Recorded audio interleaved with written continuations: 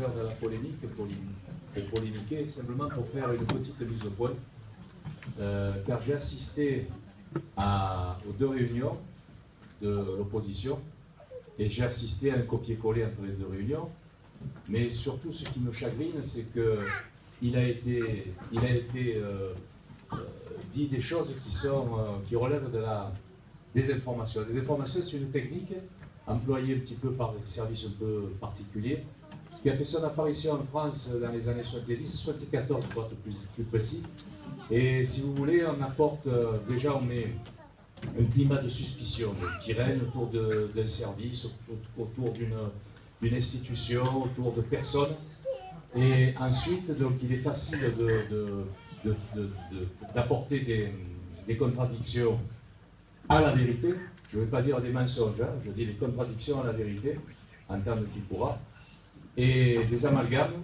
Et au résultat, les personnes, ce genre de discours s'adresse à une population de masse qui reçoit l'information et qui n'a pas le temps de vérifier. Je voudrais prendre juste 3 exemples qui ont été donc dits au cours de la campagne de nos adversaires, et notamment 3 points, dont 2 seront développés par nos colistiers, parce que vous êtes aperçu quand même que nos colistiers, eux, ils parlent, ils s'adressent à vous. Donc ce que je voulais dire, c'est qu'il y aura déjà une première mise au point en ce qui concerne la comptabilité, la gestion de la commune, parce que je pense que c'est quelque chose de très important, et vous devez être informés, donc vous allez l'être. Ensuite, ça sera également pour une autre problématique, c'est-à-dire la problématique de la station d'épuration, car comme vous le savez, ou si vous ne le savez pas, je vous l'apprends, l'actuelle station d'épuration nous avait été vendue à l'époque à 2000 équivalents habitants. Or, les normes européennes ont changé, ce qui fait que notre station d'épuration arrive à 1600 équivalents habitants.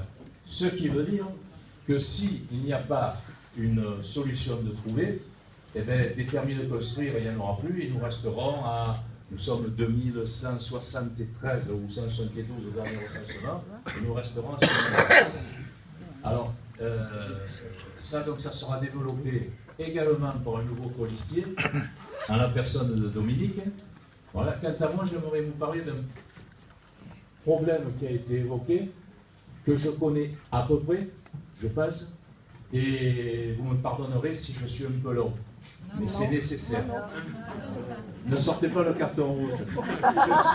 Je suis pour l'instant encore sur le banc. Donc ce que je voulais dire, c'est également, alors là ça m'a sidéré, j'en suis encore, vous voyez, j'avais préparé quelque chose, mais j'en ai pas besoin parce que c'est fou, quoi. Je veux dire, arriver à dire des choses pareilles, c'est fou, c'est fou. Je veux dire, il n'y a pas d'autre terme. Je veux parler de l'urbanisation d'une zone qui s'appelle la zone des Crouys. Alors, je ne sais pas si vous savez où c'est, je vais vous la situer rapidement. C'est une zone plantée de vignes et de chênes. Voilà, c'est ici.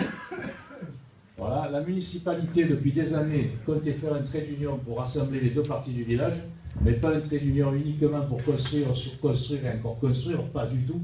Simplement pour faire, près de la D70, un ouvrage d'intérêt général qui aurait compris l'implantation de la future pharmacie. On aurait pu mettre d'ores et déjà le centre médical.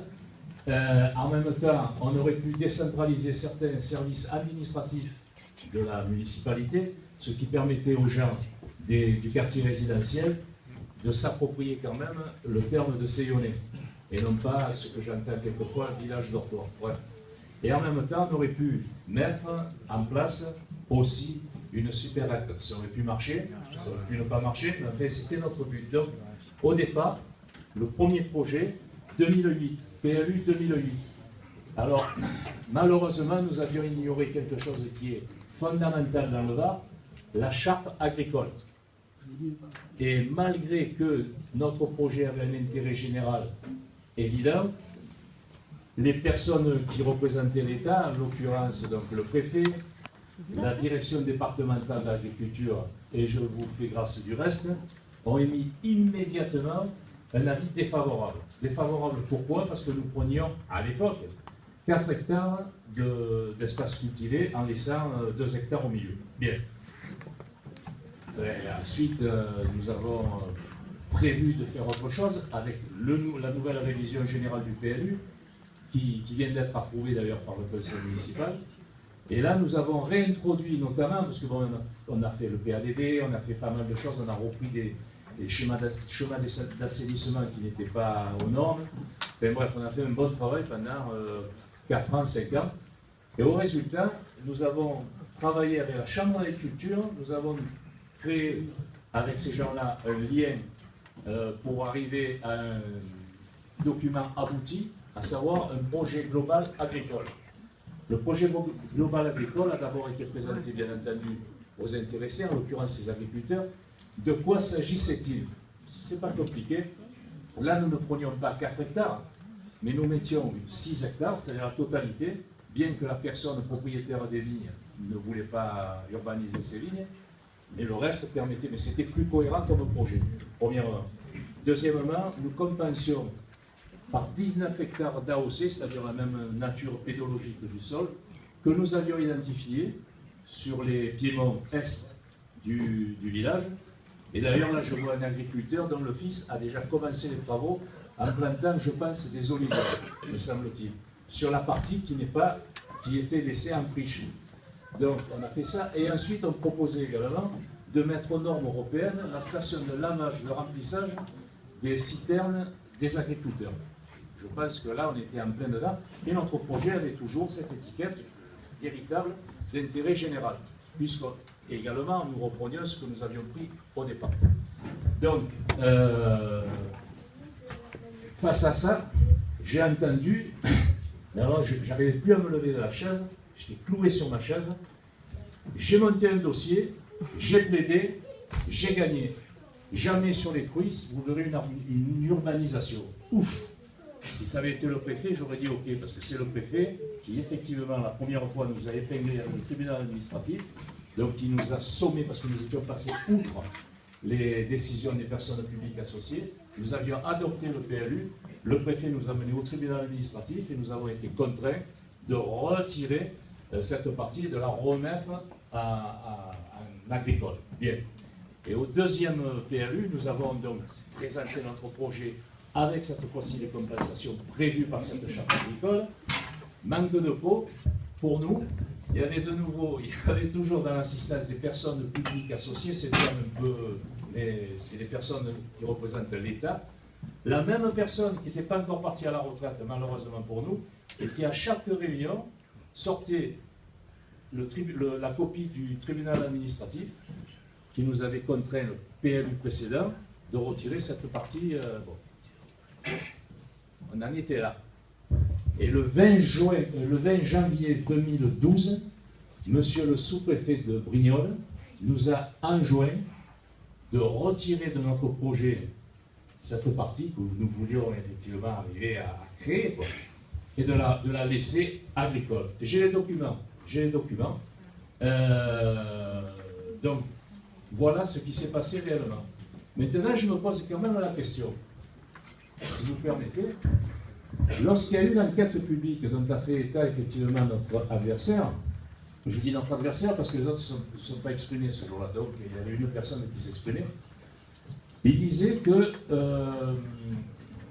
il avait donc plaidé, etc., ce qui veut dire qu'il était contre le projet.